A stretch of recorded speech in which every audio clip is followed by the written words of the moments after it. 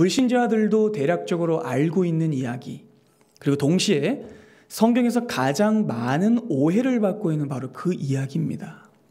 많은 사람들이 선악과 사건에 대해서 오해를 가지고 있어요. 열매 하나 따먹은 게 무슨 대수냐? 신이 왜 이렇게 옹졸하냐? 부터 시작해서 도대체 그 선악과는 왜 만들어 놓은 것이냐? 하고 따집니다. 더 나아가 인간을 골탕 먹이려고 한 신은 믿지 않겠다라고 하나님을 조롱합니다. 우리가 지난 2주간의 말씀을 통해 만난 하나님은 절대로 엄격하고 옹졸한 판사나 압제를 일삼는 독재자나 인간을 골탕 먹이기 위해 규칙을 악독하게 정해놓은 그런 유치한 성격의 신이 아니었습니다. 여러분, 정말로 하나님께서 째째한 이방 신들 같으세요? 아닙니다. 우리가 이제껏 만난 하나님은 저 애굽의 신과는 달랐습니다. 당시 고대 신화 속에서 만났던 남봉꾼 같은 신, 제우스 같은 신 말이죠. 그런 신이나 폭력으로 세상을 다스리는 신이 아니었습니다. 하나님은 애굽의 신들처럼 장난으로 인간을 창조하신 것도 아니고 노예로 부리기 위해서 사람을 만드신 것도 아니었습니다. 하나님은 온 천지 만물을 영광스러운 목적과 뜻을 가지고 창조하신 참신이세요.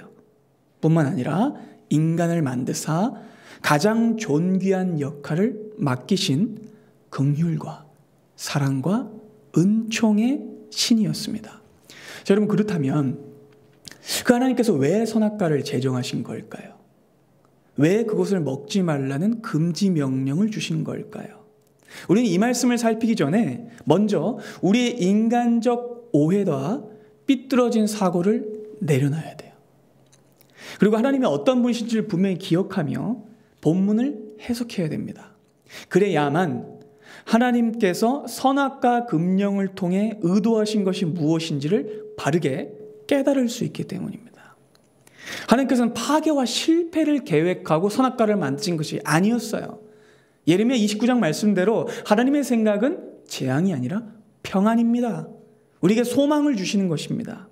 바라기는 성령께서 이 시간 우리의 마음과 지성을 조명하사 선악과에 대한 인간적 오해와 저항을 제거하시고 그 말씀 안에 담긴 참 의미를 깨닫게 하셔서 여러분들의 영혼과 전 인격이 바른 믿음을 갖게 하시기를 바랍니다. 자, 15절을 보면 하나님께서 사람을 이끌어 에덴에 두셨다라고 말씀합니다. 이 두셨다라는 말은 히브리어로 야나흐라는 동사인데요. 정착시키다, 휴식시키다, 안전히 두다라는 뜻으로 하나님께서 그의 백성들을 안전한 장소에 피하게 하셨을 때 주로 쓰이는 동사예요. 능동사입니다. 롯이 소돔과 고모라에서 천사의 도움을 받아서 안전한 곳에 거했을 때 이 동사가 쓰였어요. 뿐만 아니라 다윗이 하나님 앞에서 구원을 얻었다, 원수들의 손에서 나를 안전한 곳으로 옮기셨다라고 말할 때도 이 야나흐, 두다라는 동사가 쓰여요. 그러니까 하나님이 직접적으로 강권적인 신적 보호와 안식을 제공하셨을 때 쓰이는 단어라는 거죠. 하나님께서는 그렇게 아담을, 하와를 어디 두셨어요? 가장 안전한 곳에 두셨어요. 가장 풍성한 곳에 두셨어요. 가장 평화로운 곳, 안식을 누릴 수 있는 곳에 두셨어요. 어디요? 에덴. 그렇죠? 에덴은 하나님의 나라고 성전입니다.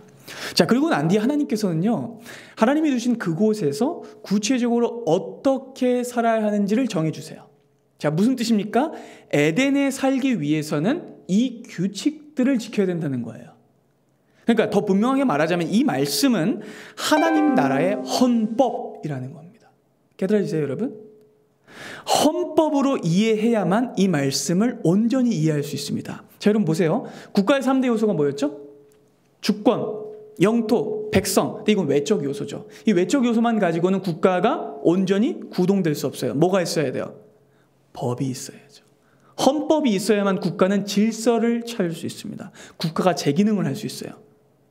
자, 하나님께서는 하나님 나라의 헌법을 이 선악과를 통해 제정하신 거예요. 깨달으세요, 여러분? 중요합니다. 16절을 보겠습니다.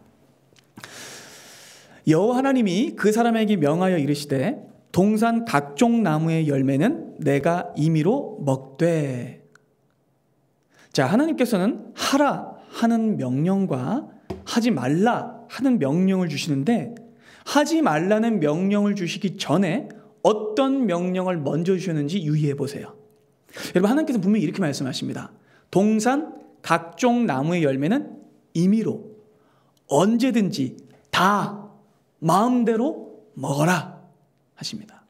자, 우리는요, 다음 구절인 이 17절 말씀에 집착하느라 바로 앞에 있는 이 16절 말씀의 풍성함과 넉넉함과 충만함을 잘 못 봐요. 자, 물론 역시 사람의 부패한 인간 본성 때문에 그래요. 자, 여러분 보세요. 범죄한 이후로 사람들은요, 자신이 가진 것이 아니라 가지지 못한 것에 더 마음을 둡니다. 자신이 99개를 가졌어도 타인의 한 개를 더 뺏어서 100개를 채우고자 하는 게 인간의 본성입니다. 그 못된 본성이 본문에 대한 바른 해석을 막는 거예요. 자, 여러분 보세요. 주신 것이 많습니까? 주지 않으신 것이 많습니까? 대답할 필요도 없죠. 압도적으로 많습니다. 우리는 이 충만함의 은혜를, 가득함의 은혜를 절대로 무심히 지나가면 안 돼요. 주신 것이 압도적으로 많습니다. 하나님께서는 그렇게 동산 각종 나무의 열매를 임의로 언제든지 마음껏 자다가 먹어도 된다 라고 말씀하셨어요. 거의 모든 것을 다 주셨죠. 충만히. 심지어는 동산에 어떤 실과가 있는지 다 살피지도 못했는데 그거 다 먹으라고 주신 거예요. 여러분, 또한 기억해야 할 점은 선악과를 따먹지 말라는 것만 명령이 아니라 동산 각종 나무의 실과는 다 먹어라 라고 하신 것도 명령이라는 점이에요. 깨달으십니까? 그 다음에야 이 17절의 계명을 주시는 겁니다. 다음으로 17절 봅니다. 드디어 문제가 된다고 생각하는 구절에 오게 됩니다. 그럼 다시 한번 강조합니다. 17절의 말씀을 해석하기에 앞서 반드시 유념해야 돼요. 하나님은 복을 먼저 주셨다. 하나님은 먹을 수 있는 것을 먼저 주셨다. 허용의 명령과 베푸심의 명령과 충만의 명령이 먼저입니다. 그 다음에야 하나님은 금지 명령을 주시는데 그 목적도 제한과 속박이 아닙니다. 여러분, 이 금지 명령은요, 하나님의 나라를 세우기 위한 질서의 헌법입니다. 그 명령을 따르지 않는 자는 그 나라에 살 수 없어요. 그들이 하나님의 나라 안에 살려면, 하나님께서 두신 곳에서 살려면 하나님 나라의 법을 지켜야 합니다. 근데 여러분, 놀랍게도 이 명령은요, 헌법적 기능만 하는 게 아니었어요. 눈에 띄는 점은요, 이 16절과 17절의 대조성인데, 바로 이 대조 구분을 통해서 절묘하게 아담의 정체성이 드러난다는 사실입니다. 자, 여러분 생각해 보세요. 거의 모든 것을 해도 되지만 단 한 가지만 할 수 없는 자 누굽니까? 아담입니다. 모든 창조 세계 위에 있지만 단 한 분의 아래에 있는 자 누굽니까? 아담입니다. 모든 것을 먹을 수 있지만 단 한 가지만 먹을 수 없는 자 아담입니다. 모든 것을 다스릴 수 있지만 단 한 분에게 다스림을 받는 자 누굽니까? 아담입니다. 그러니까 여러분, 놀랍게도 이 선악과는요, 아담의 정체성을 일깨워주는 장치이기도 하다는 겁니다. 깨달아지세요? 여러분, 아담은요, 왕적 권한을 가지고 있었지만 왕은 아니었어요. 그의 통치권은요, 대리적 성격이었어요. 분명히 그 역시 하나님의 통치를 받는 백성이었습니다. 그럼 이 아담의 신분이 놀랍게도 16절과 17절의 대조와 연결을 통해 드러나요. 아담은 이 금령이 있어야만, 이 금지 명령이 있어야만 동산 안에 있는 모든 것을 임의대로 할 수 있는 권한을 누리면서도 하나님이 진짜 주인이시라는 걸 잊지 않게 됩니다. 이 제한적 헌법이 있어야만 자신이 주인이 아닌 관리자이며 왕이 아닌 총리이며 으뜸이 아닌 버금이라는 사실을 깨닫게 됩니다. 그렇게 여러분 선악과는요, 창조주와 피조물의 경계를, 왕과 백성의 경계를, 주인과 종의 경계를 지어줍니다. 그러니까 이 선악과가 없으면 하나님과 사람은 구분되지 않습니다. 그러니까 여러분 선악과 금령은요, 하나님이 아끼시는 물건 하나 건들지 말라고 하신 게 아니에요. 이 선악과 금령은 하나님의 왕권을 침범하지 말라는 말씀입니다. 이해가 되세요? 여러분 그래서 선악과를 어디에 두십니까? 동산 가운데, 가장 잘 보이는 곳에, 어디든지 볼 수 있는 곳에, 언제든 볼 수 있는 곳에 두십니다.